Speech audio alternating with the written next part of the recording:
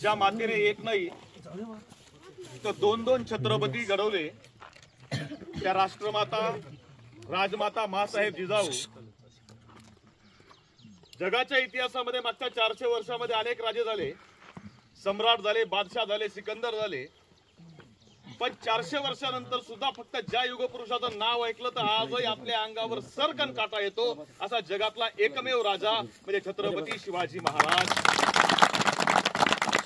वयाच्या 32व्या वर्षी ज्या युगपुरुषानं या मातीकरता प्राणाचं बलिदान केलं, एका हातामध्ये तलवार आणि एका हातामध्ये लेखणी घेऊन ज्या मातीत तुम्ही आम्ही बसलोय त्या मातीचं रक्षण ज्या राजानं केलं ते स्वराज्याचे दुसरे छत्रपती छत्रपती संभाजी महाराज। या सर्व युगपुरुषांना प्रथमतः या ठिकाणी विनम्र अभिवादन करतो। किल्ले कांचनाच्या या पवित्र ऐतिहासिक मातीमध्ये इथे जमलेल्या सायकलिस्ट असोसिएशनच्या माध्यमातून देवळा तालुका असेल, बागला नसेल किंवा इतर सर्व कनकापूर ग्रामस्थ असतील, कांचनाच्या मातीतले ग्रामस्थ असतील, सगळ्याच आजूबाजूच्या सगळ्याच गावांमधले ग्रामस्थ असतील आणि या कार्यक्रमाच्या निमित्तानं राज्यभरातल्या शेतकऱ्यांना ज्यांचा अभिमान वाटतो ते सन्माननीय विलासदादा शिंदे या ठिकाणी आहेत, कृष्णदादा शिंदे या ठिकाणी आहेत आणि ज्यांच्या माध्यमातून आम्ही या ठिकाणी आलो ते आमचे मार्गदर्शक सन्माननीय अरुण पवार सर आणि सर्व सन्माननीय मान्यवर। शिवप्रताप दिन म्हटला का तो फक्त 10 नोव्हेंबर 1659 हा महाराष्ट्राच्या मातीमध्ये प्रत्येकाला माहिती आहे।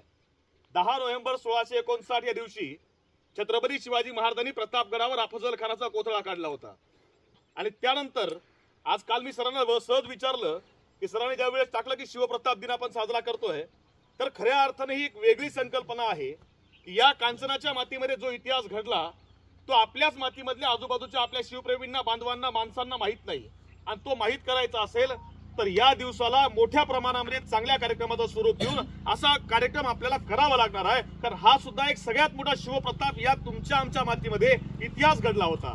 पण मला अभिमान एका गोष्टीचा आहे की पवार सर, सायकलीच्या माध्यमातून आरोग्य जपलं जातं हे मला माहिती आहे, पण सायकलीच्या माध्यमातून इतिहास सुद्धा जपला जातो याचा खऱ्या अर्थानं अभिमान मला आहे। आणि आज खरं तर मी या कार्यक्रमाला नियोजित पाहुणा मी नाही, खऱ्या अर्थानं विलासदादा या कार्यक्रमाचे प्रमुख पाहुणे आहेत।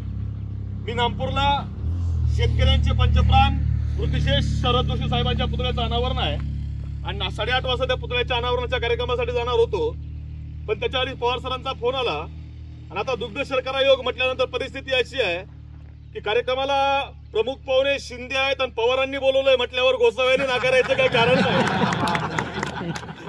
त्यामुळे या कार्यक्रमाला मी जाणीवपूर्वक खऱ्या अर्थाने उपस्थित राहिलो। काय झालं, जानेवारी 1664 मध्ये छत्रपती शिवाजी महाराजांनी पहिल्यांदा सुरतेवर धाड टाकली।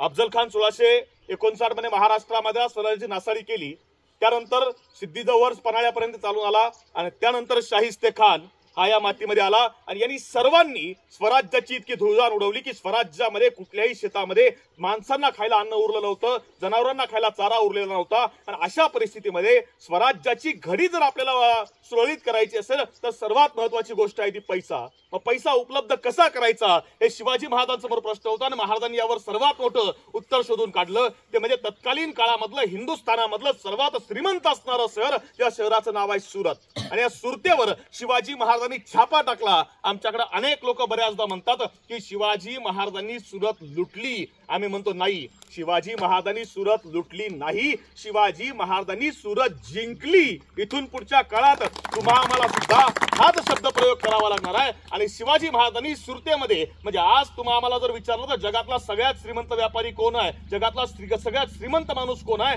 तर तुम्ही आम्ही बिल गेट्सचं नाव घेतो। त्यावेळी अखंड आशिया खंडामधला सगळ्यात श्रीमंत व्यापारी कोण असेल त्याचं नाव होतं वीरजी होरा। त्याच्या घरामधून शिवाजी महाराजांनी कितीतरी पट सोनं असेल, चांदी असेल, हिरे असेल, हे सगळं जड जवाहीर शिवाजी महाराजांनी बाहेर काढलं। इथल्या मातीमधल्या शेतकऱ्यांना, कष्टकऱ्यांना लुटून जी संपत्ती मोगलांनी नेली होती ती सगळी संपत्ती महाराजांनी 1664 मध्ये पहिल्यांदा स्वराज्यामध्ये आणली आणि त्यानंतर पुन्हा एकदा स्वराज्याची घडी पुरंदरचा तह शिवाजी महाराजांना करावा लागला. 23 किल्ले 7 लाख होण्याचा प्रदेश मिर्झाला जयसिंगाला द्यावा लागला आणि तो सगळा दिला गेल्यानंतर पुन्हा एकदा स्वराज्याची घडी बिघडली. ही स्वराज्याची घडी पुन्हा बसवायची असेल तर महाराजांच्या लक्षात आलं की पुन्हा एकदा सुरतेवर आक्रमण केल्याशिवाय आपल्या समोर पर्याय नाही आणि त्यामुळे शिवाजी महाराजांनी तत्कालीन काळामध्ये दुसऱ्यांदा 1670 मध्ये याच ऑक्टोबर महिन्यामध्ये सुरतेवर धाड मारली आणि सुरतेवर छापा टाकल्यानंतर औरंगजेबाने त्या काळामध्ये सुरतेच्या रक्षणाकरता एक तट उभा केला होता. शिवाजी महाराजांनी मावळ्याने तो तट जुमानला नाही. अवघ्या काही क्षणात तट उद्ध्वस्त करून शिवाजी महाराजांचे सगळे मावळे आतमध्ये घुसले आणि सुरतेचा सगळा खजिना ताब्यात घेतला आणि येत असताना महाराज या आपल्या वाटेने आले. त्यावेळी औरंगजेबाचा मुलगा शहजादा याच आपल्या दख्खनेमध्ये होता आणि त्याच्या लक्षात आलं जर शिवाजी महाराजांना राजगडाकडे जायचं असेल तर त्यांना ही सातमळ्याची जी आपली रांग आहे ही रांग ओलांडल्याशिवाय पर्याय नाही. त्याला कुठेतरी सातमळा ओलांडावा लागणार आहे आणि त्याच्या लक्षात आलं चांदवडला दाऊद खान कुरेशी आला. त्याच्या लक्षात आलं की शिवाजी महाराजांना कांचनबारीचा घाट ओलांडावा लागेल आणि त्यामुळे त्यांनी शिवाजी महाराजांना कांचनबारीमध्येच पकडायचा निर्णय घेतला. आणि जी शिवाजी महाराजांच्या आयुष्यामध्ये मी मागच्या महिन्यामध्ये भाऊ अमरावतीला व्याख्यानाला होतो. मला एका मुलाने प्रश्न विचारला होता की आतापर्यंत शिवाजी महाराजांच्या आयुष्यामध्ये ज्या ज्या लढाया झाल्या त्यामध्ये सगळ्या लढाया त्या गनिमी कावाच्या आधारावर झाल्या. म्हणजे अनेक लढाया शिवाजी महाराजांनी केल्या असतील. उंबरखिंडीची लढाई तुम्हाला सगळ्यांना माहिती आहे. म्हणजे उंबरखिंडीची लढाई अशी आहे की शाहिस्ते खानाचा जो सरदार आहे तो शाहिस्ते खानाचा सरदार शिवाजी महाराजांचा कोकण जिंकण्याकरता निघालाय आणि 20,000 सैन्य घेऊन सोबत निघालाय. पण त्याला शिवाजी महाराजांनी हातामध्ये तलवार सुद्धा घेऊ दिली नाही. गनिमी काव्याच्या बळावर उंबरखिंडीमध्ये हा कातलब खान नावाचा सरदार शिवाजी महाराजांनी गारद केला. जगातल्या ज्या 10 मोठ्या लढाया आहेत त्यामधली 2ऱ्या-3ऱ्या क्रमांकाची लढाई ही आहे की ज्या लढाईमध्ये शत्रूला सैन्य सुद्धा तलवार सुद्धा पकडता आली नाही. पण त्या मुलाचा प्रश्न असा होता की शिवाजी महाराजांच्या आयुष्यामध्ये झालेल्या 2 मर्दानी लढाया ज्या समोरासमोर झाल्या त्या लढाया कोणत्या होत्या. त्यामधली पहिली लढाई जी होती ती शिवाजी महाराजांनी अफजल खान मारल्यानंतर महाराज पन्हाळ्यापर्यंत पोहोचले आणि त्यावेळी रुस्तमे जमाल आणि अफजल खानाचा मुलगा फाजल खान हे विजापुरामधून चालत आले. शिवाजी महाराजांनी पहाटेच्या वेळेला या पन्हाळ्यापासून काही अंतरावरती आता लढाई केली होती. ती पहिली मर्दानी लढाई म्हणजे उघड्या मैदानावरची लढाई. पण ती लढाई एवढ्या मोठ्या प्रमाणामध्ये नव्हती. शिवाजी महाराजांची उघड्या मैदानावरची सगळ्यात मोठी लढाई जी असेल ती आपल्या मातीमधली आहे. हातामध्ये दोनही हातामध्ये पट्टे घेऊन शिवाजी महाराजांनी या मातीमध्ये मोगलांचा पराभव केला. उघड्या मैदानामध्ये सुद्धा आपण लढू शकतो हा विचार शिवाजी महाराजांनी मावळ्यांना दिला. आणि जर या लढाईचं महत्व काय आहे हे समजून घ्यायचं असेल तर मी तुम्हाला साधं उदाहरण सांगतो. लढाई कशी झाली काय झाली याचा विस्तृत आहे. आज सांगायची ही वेळ नाही किंवा हा तो प्रसंग नाही. पण साधं उदाहरण तुम्हाला सांगतो म्हणजे तुमच्या लक्षात येईल. बाहुबली नावाचा चित्रपट आम्ही सगळ्यांनी बघितला असेल. बाहुबली 1 मध्ये जी लढाई कालके विरुद्ध जी झाली होती त्या लढाईचं जे स्वरूप ज्या पद्धतीने त्रिशूळ व्यूह रचना ज्याला आपण म्हणतो की शत्रू समोर असताना दोनही बाजूंनी आपल्या सैन्यानं घुसणे आणि शत्रूला मध्ये कोंडून मारणे ती जी लढाईची जी संकल्पना आहे ती तुमच्या आपल्या कांचनच्या मातीमधल्या झालेल्या लढाईवरून घेतलेली आहे. हे तुमच्या आमच्याकरता अभिमानाची गोष्ट आहे.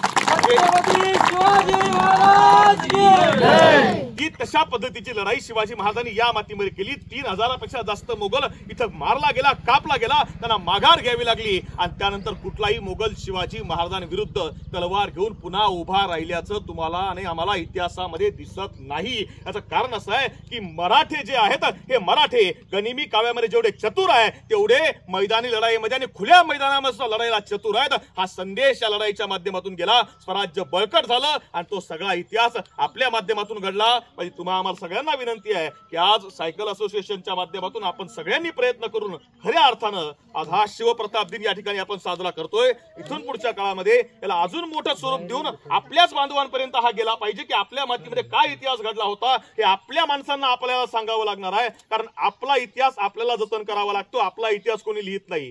भारतातल्या जगातल्या अनेक देशांना राष्ट्रांना भूगोल आहे आपल्याला इतिहास आहे आणि तो इतिहास आपल्याला छत्रपती शिवाजी महाराजांमुळे मिळाला आहे. तुम्ही आम्ही त्यांचे वारसदार आहोत. ते जतन करायचं काम आपण करूया एवढा विचार या ठिकाणी देतो आणि थांबतो. धन्यवाद. जय जिजाऊ जय शिवराय. छत्रपती शिवाजी महाराज.